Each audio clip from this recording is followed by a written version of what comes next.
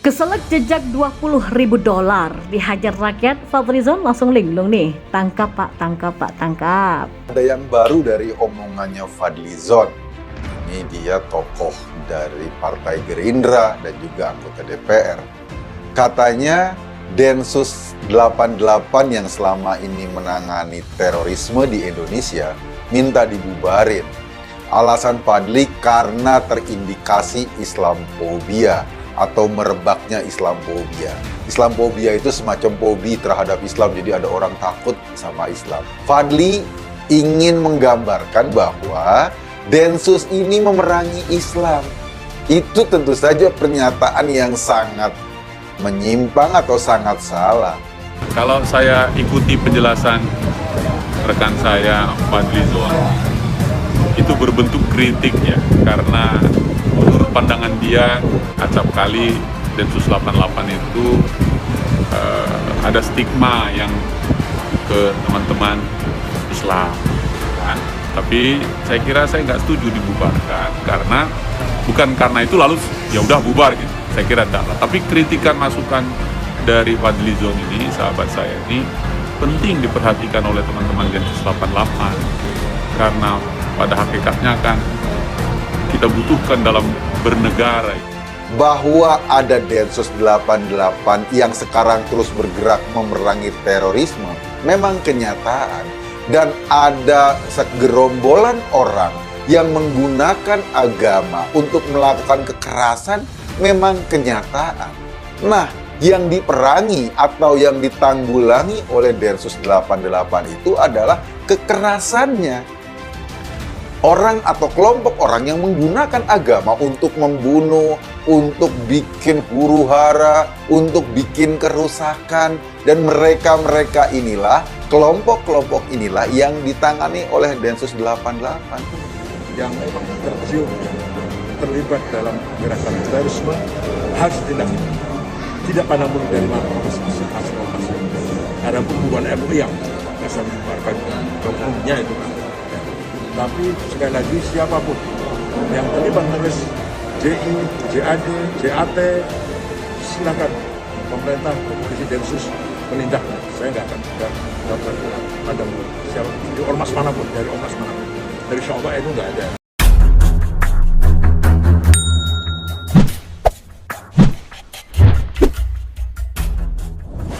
Ya, entah sudah berapa kali saya menulis tentang Fadlizon. Terakhir itu pada akhir bulan Januari lalu. Nah, waktu itu tentang nyinyiran Fadlizon kepada Presiden Jokowi terkait penamaan ibu kota negara yang baru. Nah, saat itu Fadlizon pun ramai jadi perbincangan para netizen ya karena nyinyirannya saat menyerang Presiden Jokowi. Nah, saat ini Fadlizon kembali menjadi topik perbincangan publik, terutama para netizen. Nah, dengan otomatis Fadlizon pun menjadi berita. Namun ada yang membedakan ya dengan apa yang terjadi pada bulan Januari lalu dan beberapa momen serupa di tahun-tahun lalu ya. Biasanya si Fadlizon ini menyerang pemerintah atau Presiden Jokowi, yang terjadi saat ini sangat berbeda. Jadi ceritanya begini nih, pada tanggal 9 Maret lalu Densus 88 itu menembak seorang tersangka teroris namanya Dr. Sunardi. Dan tindakan Densus 88 itu sudah dipastikan sesuai dengan prosedur karena tersangka ini ternyata melakukan perlawanan yang agresif dan juga membahayakan keamanan masyarakat di sekitarnya. Logika saja ya, kalau nggak bersalah kan nggak perlu lari dan sampai kejar-kejaran dengan polisi.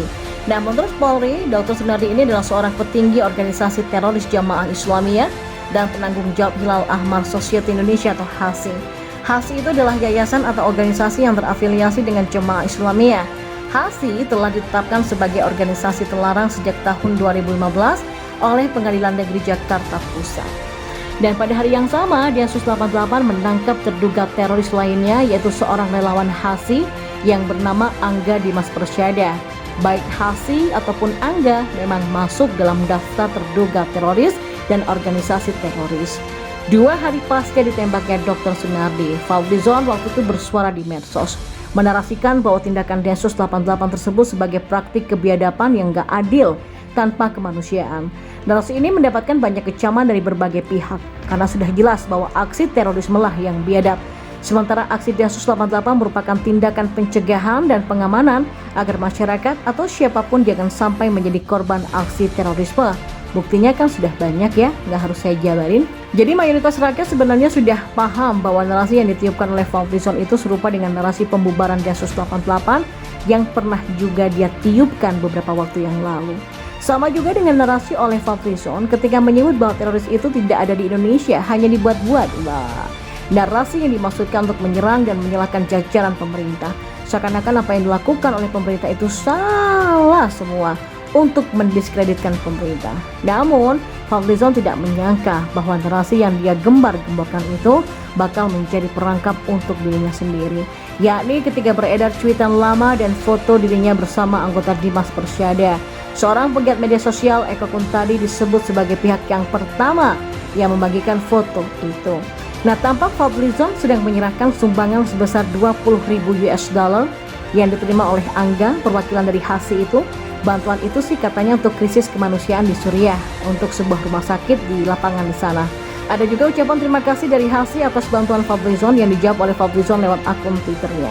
Nah, soal aliran dana dan kenapa HASI disebut sebagai organisasi yang terafiliasi dengan terorisme, bisa Anda baca dan bisa Anda cari di berbagai berita. Nah, kita fokus pada foto Fadlizon dan Angga yang kemudian menjadi viral di media sosial serta imbasnya. Saya nggak perlu deh kasih data-data ya betapa viralnya foto tersebut, karena di media sosial begitu gampang ditemukan.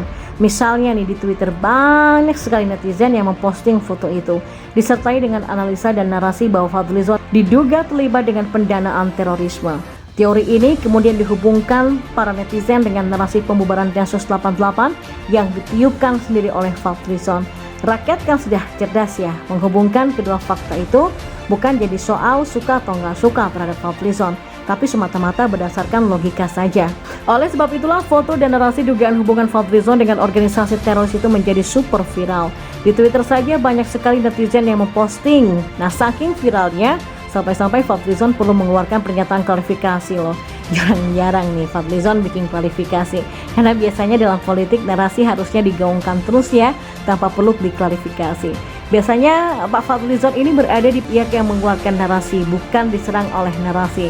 Lah, apakah narasi dugaan keterkaitan dengan teroris ini bikin Fadlizon panik? Ya, bisa jadi ya. Dalam klarifikasi itu, Fadlizon mengklaim tidak kenal dengan Angga. Bahkan Fadlizon juga menyebut soal Presiden Jokowi yang pernah bertemu dengan tersangka teroris lainnya yang bernama Farid Ogbah di istana jauh sebelum Farid ditangkap. Emangnya waktu itu Presiden Jokowi menyerahkan sumbangannya untuk Farid Ogbah? Lagian ada waktu 1 tahun lebih dari pertemuan di istana dengan penangkapan Farid Ogbah. Sementara ketika Fadlizon bertemu dengan Angga dan HASI sudah ditetapkan sebagai organisasi dan pelaku teroris oleh PBB loh. Fakta inilah yang membuat makin viralnya foto Fadlizon bersama Angga itu. Dikiranya semua rakyat Indonesia nggak paham bahasa Inggris kali ya.